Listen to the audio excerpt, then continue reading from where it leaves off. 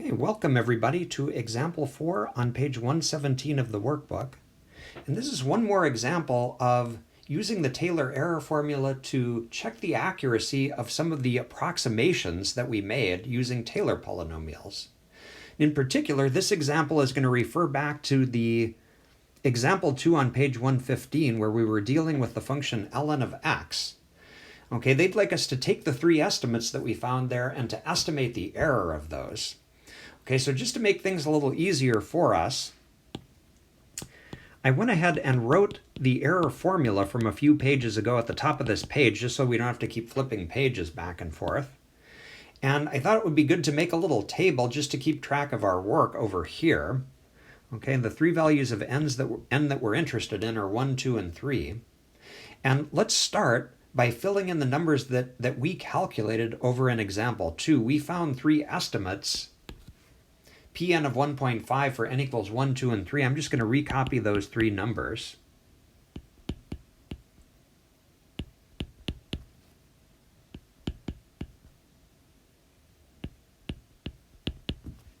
So really what we're being asked to do in this question, what's new here, is we'd like to know what's the maximum error in those three estimates. How good are they? How close are they to the ln of 1.05? Okay, so we'll remind ourselves of a couple of other things that we were given back in example 2. We were given that a equals 1 and c is 1.05. Remember, c is just the number here where we're doing the approximation. Okay, and we're ready to approximate our errors now, starting with n equals 1.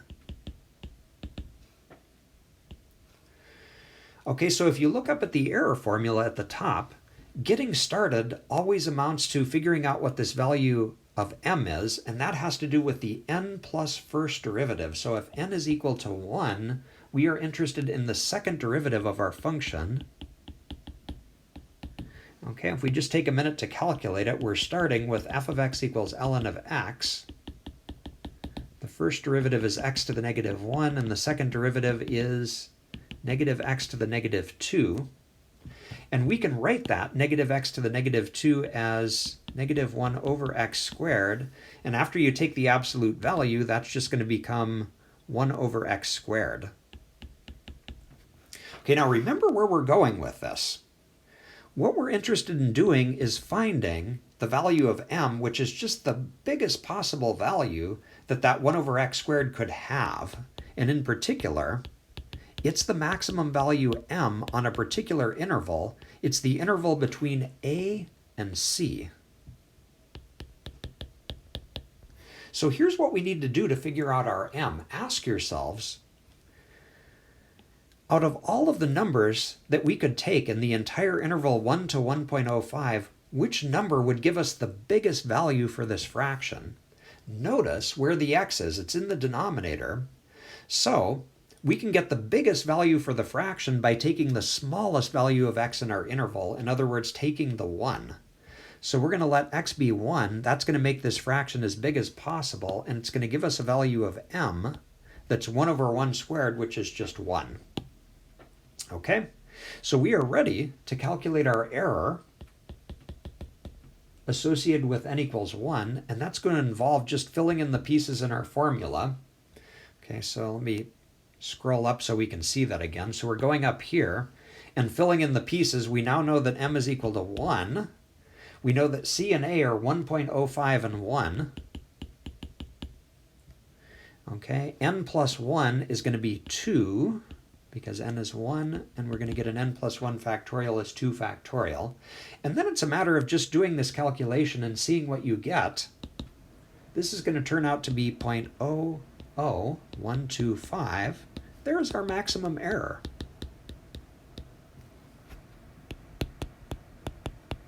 So now we know how good this approximation of 0.05 is.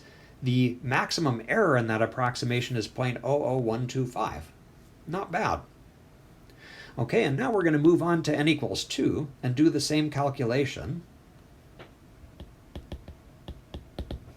Okay, so this is going to look the same, just n has one bigger value, so now we're going to be interested in the third derivative of our function. Okay, we could maybe do that calculation up here. So if we take the derivative of negative x to the negative 2, we're going to get 2x to the negative 3. Rewriting that, that's going to look like 2 over x cubed. And then we're asking the question, what's the biggest that that could get?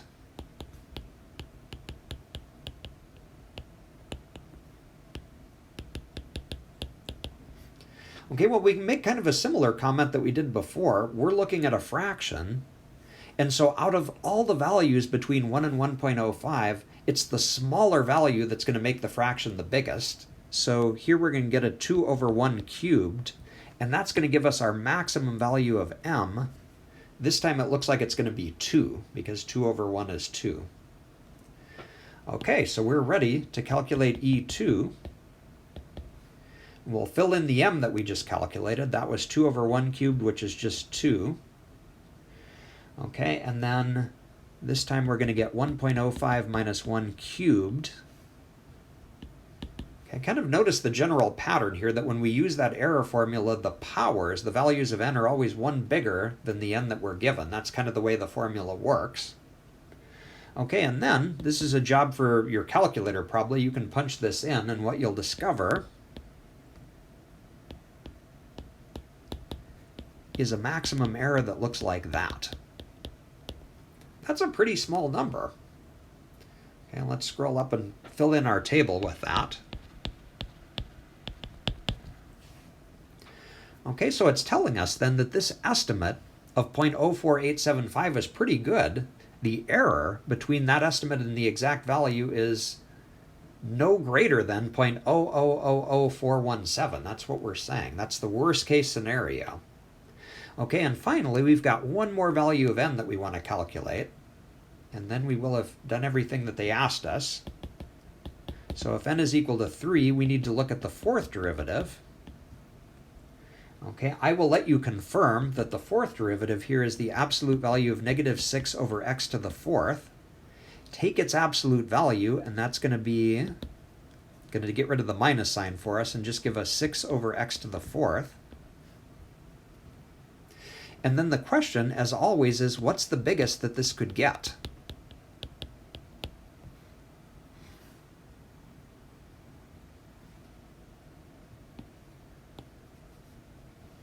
Let's put that on the next line here.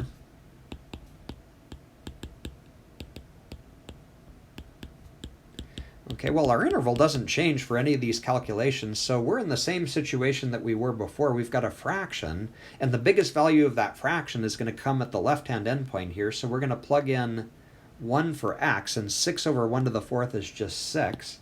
There's our value of m for this part of the problem. And as before, the last step is to just go ahead and figure out what the error is now, this time for n equals 3. Okay, so it's going to be less than or equal to the m, which we found to be 6, times 1.05 minus 1, this time to the fourth over 4 factorial.